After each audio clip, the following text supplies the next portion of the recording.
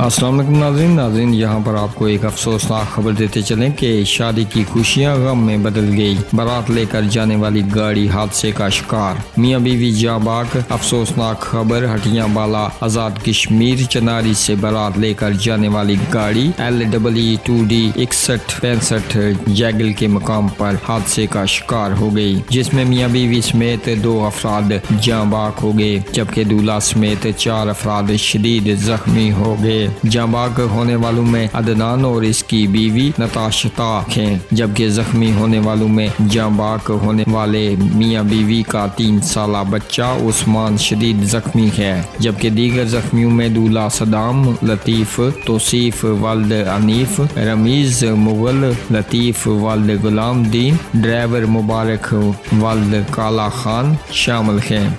नाज़रीन, आप भी अपनी राय का इजहार नीचे कमेंट बॉक्स में ज़रूर कीजिएगा इस खबर के हवाले से, और मज़ीद ऐसी खबरों और अपडेट्स के लिए हमारे इस चैनल को सब्सक्राइब कीजिएगा और मरने वालों के लिए दुआएं माफ़रत कीजिएगा। अपना और अपने आसपास का ढेर सारा ख्याल रखें, हमें अपनी दुआओं में याद रखें। मिलेंगे जल्दी आपसे अगली वीडियो में, तब तक के लिए अल्लाह हाफ़िज़।